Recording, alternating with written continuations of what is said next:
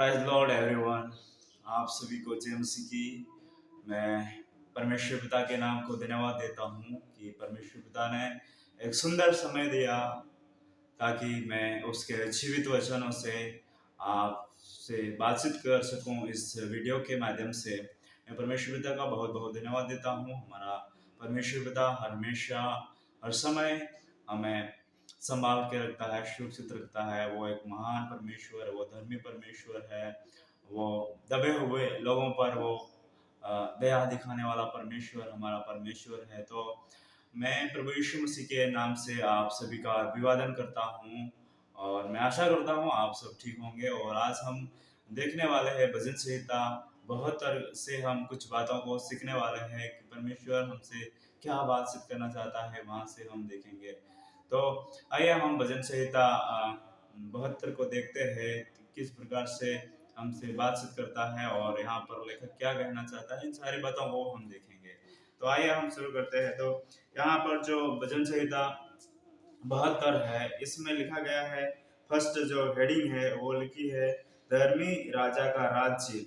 यहाँ पर लिखा है जो मेन हेडिंग है, जो मुख्य हेडिंग है, उसमें ही लिखा है कि धर्मी राजा का राज्य करके यहाँ पर ये भजन संहिता हमें बताता है। हालेलुया। तो हम यहाँ पर देखते हैं फिर इसके नीचे तो यहाँ पर बताता है सुलेमान का गीत करके बताता है। सुलेमान का गीत करके यहाँ पर ये बताता है। और इस भजन संहिता का जो ये कॉन्टेक्स्ट है, इसके बारे में भी हम देखेंगे कि इसका क्या है, कॉन्टेक्स्ट क्या है, इसका संदर्भ क्या है, वो भी हम देखेंगे। हालेलुया। तो यहाँ पर कई पंक्ति स्पष्ट रूप से यीशु मसीह के बारे में भी भविष्यवाणी करती है। यहाँ पर कई ऐसा बताता है धर्मी राजा का राज्य। तो यहाँ पर यीशु मसीह के बारे में भी हम देख सकते हैं, ऐसा इसमें लिखा है। हालेलुया। तो यहाँ पर जो कॉन्टेक्स्ट है ये मतलब देखते हैं तो हमें मतलब माना जाता है क्योंकि सुलेमान का राज्य सीमित था, पर जहाँ संपूर्ण पृथ्वी पर शासन की बात है, शांति और धार्मिकता का पूर्ण चित्र मसीहा के राज्य की ओर इशारा करता है इस भजन संहिता में। हालेलुया। तो हम यहाँ पर जब देखते हैं तो यहाँ पर इस प्रकार से यहाँ बताता है।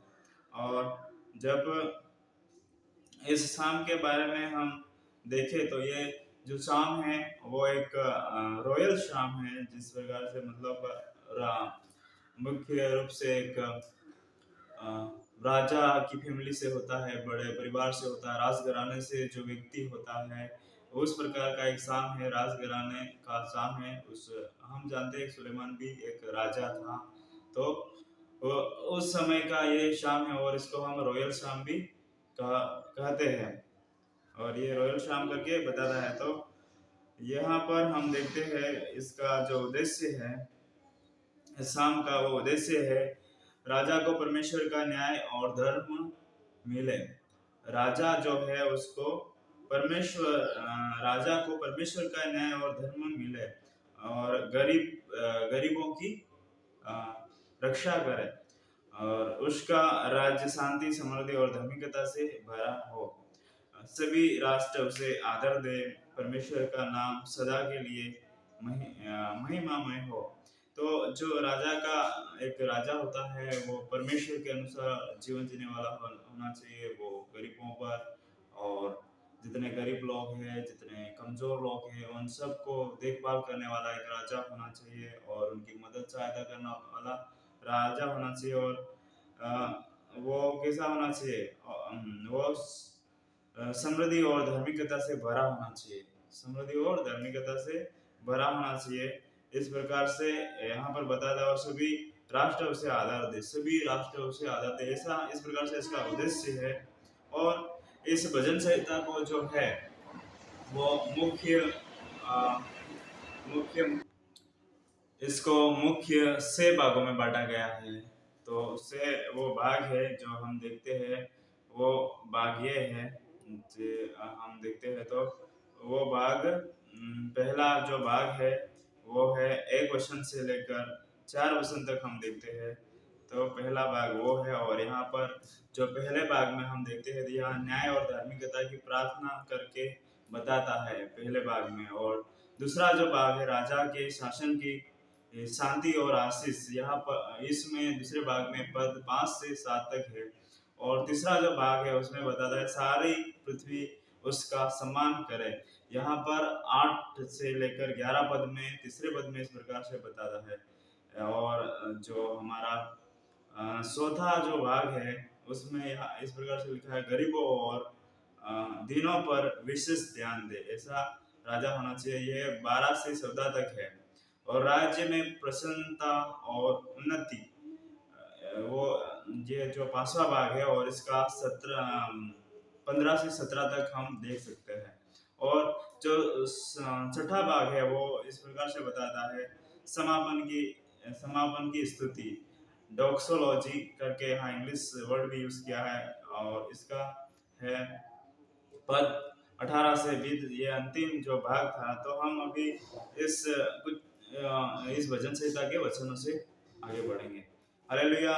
तो यहाँ पर जो फर्स्ट है वचन यहाँ पर कहता है, हे परमेश्वर राजा को अपना नियम बता, राजपुत्र को अपना धर्म सिखला। इस प्रकार से इस फर्स्ट वचन में कहता है परमेश्वर राजा को अपना नियम बता, राजपुत्र को अपना धर्म सिखा।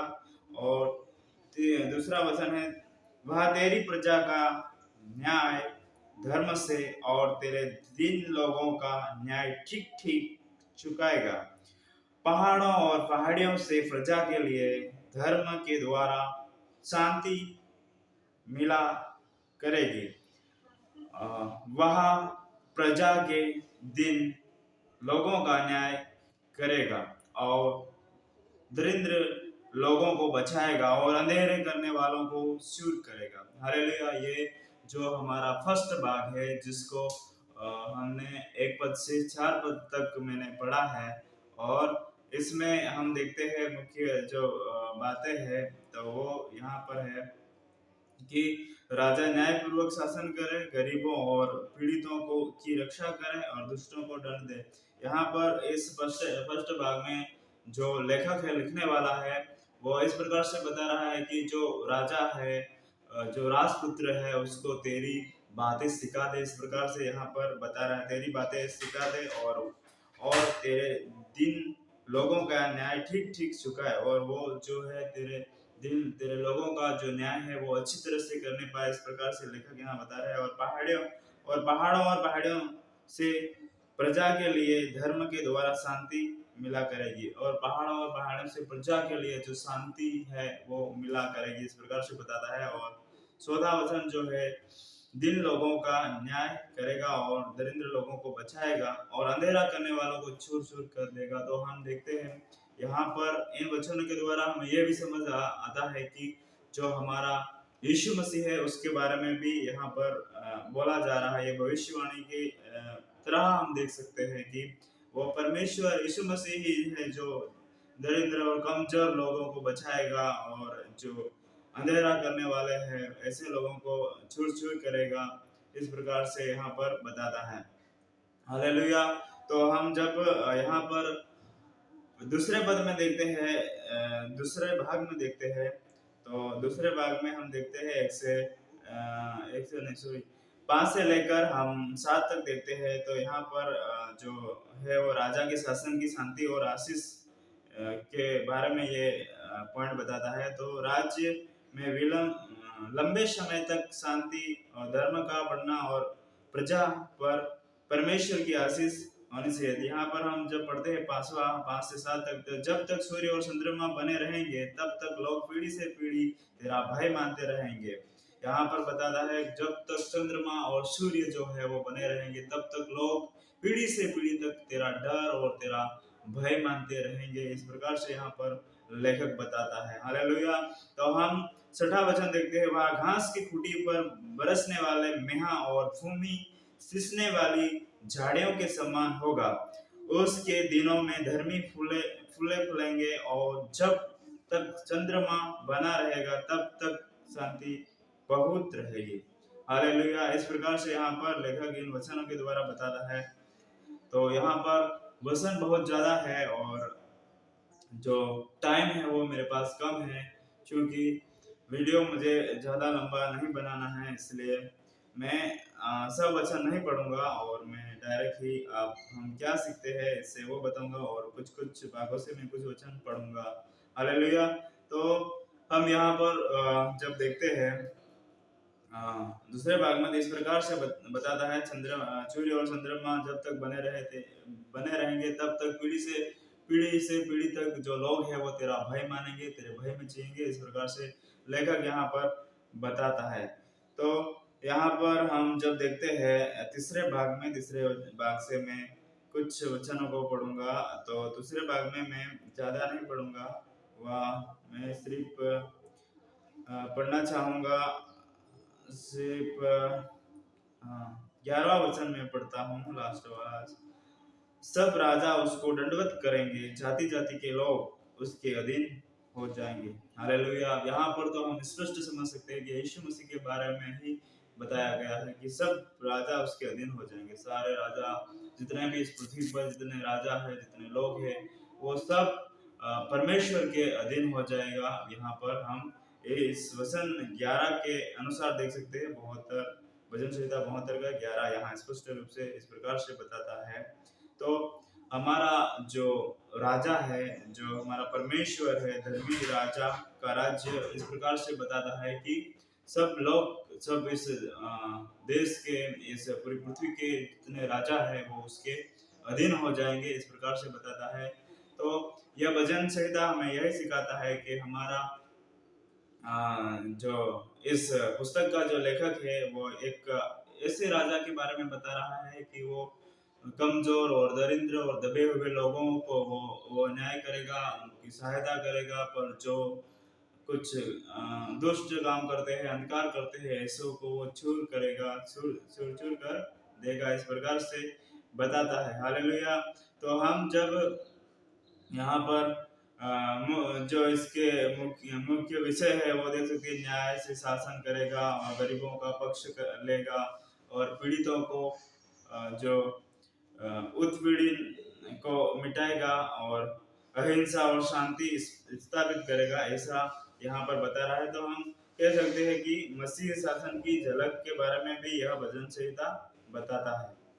हालेलुया! तो हम इस भजन संहिता से जो सीखते हैं वो यह है कि हमें यीशु जो हमारा प्रभु है, परमेश्वर न्यायपूर्वक राज्य की ओर संकेत भी यह करता है। हमारे प्रभु यीशु मसीह के जो न्याय आने वाला है उस समय का भी ये भजन संहिता संकेत करता है और गरीबों के प्रति परमेश्वर की करुणा समझ में आती है। परमेश्वर गरीबों की और दबे हुए लोगों को समझता है और उन पर करुणा करने वाला हमारा परमेश्वर है। यहाँ हमें सिखाता है कि परमेश्वर का असली नेता स्वार्थी नहीं होता है। परमेश्वर को असली मानने वाला जो है वो स्वार्थी नहीं होता है।